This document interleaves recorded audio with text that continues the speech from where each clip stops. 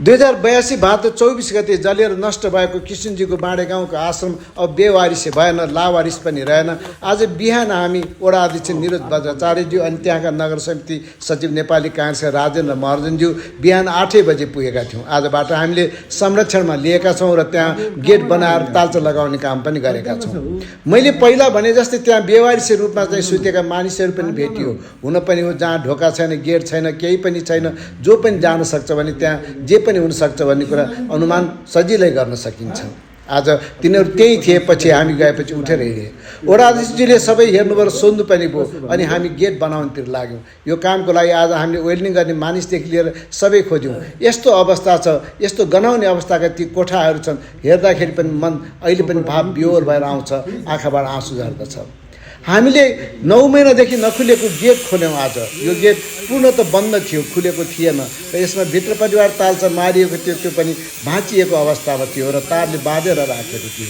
यसको सँगैको गेट पुरै खुला थियो 9 महिनादेखि, जो पनि जान सक्ने, आउन सक्ने। यसैले गर्दाखेरि सबै खालका कामहरू त्यहाँ हुने गरेका थिए। यसलाई रोक्नु असाध्य जरुरी थियो, यसैले आज हामीले त्यो काम गरेका छौँ र त्यो काम पूर्ण रूपमा सफल पनि भएको छ।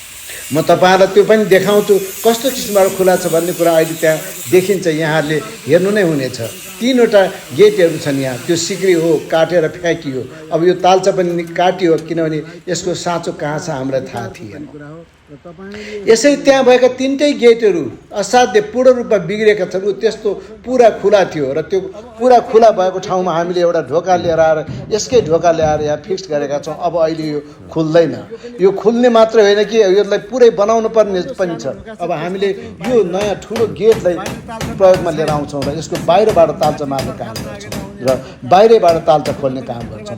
त्यो सँगै अर्को गेट छ, त्यसमा भित्रबाट मात्रै ताल्चा मार्ने छ, बाहिरबाट ताल्चा मार्ने छैन। यसैले गर्दाखेरि हामीले त्यसलाई पनि भित्रबाट ताल्चा मार्ने बनाएर राख्यौँ र त्यसमा पनि ताल्चा मारेका छौँ। यस्तो दयनीय अवस्थामा भएको किशुनजीको यो आश्रम आजबाट भने त्यो रहेन।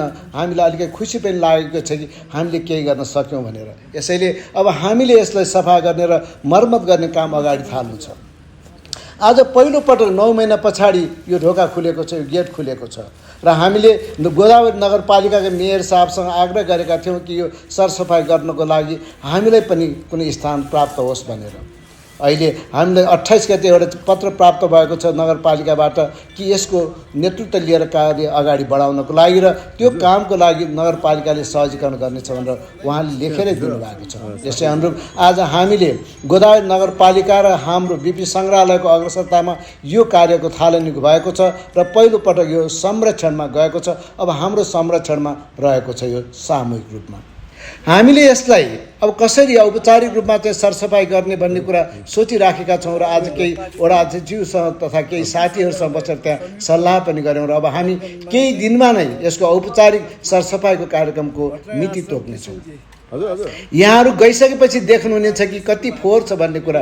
सबै प्रकारका फोहोरहरू यहाँ देखिराखेका छन्। यसरी हामीले आज मूल ढोकामा ताला लगायौँ र यो ताल्चा नगरपालिकामा रहेको छ। साँचो यसको छ एउटा साँचो मलाई दिनुभएको छ वडा अध्यक्षज्यूले कि तपाईँ राख्नुहोस् अहिले भनेर। एउटा साँचो मसँग पनि रहेको छ भने 2वटा ताल्चाको साँचो नगरपालिकामा छ। आज खुसी नै मान्नुपर्छ, कमसेकम अब यो नगरपालिका स्थानीय सरकारले यसलाई हेरेको छ र आफ्नो स्वामित्वमा लिएको छ र यसलाई ग्रहण गरेको छ। अब छिट्टै नै नगरपालिका र हामी भएर सरसफाइको आग्रह गर्नेछौँ, आह्वान गर्दैछौँ र त्यो बेलामा सम्पूर्ण सरसफाइमा लाग्नुहुने अभियन्ता साथीहरूलाई उपस्थित हुनको लागि पनि म विनम्र आग्रह गर्दछु। यो ऐतिहासिक धरोहर हो, किशुनजी जस्तो सन्त नेताको निवास हो, आश्रम हो। यो यसलाई जगाउनु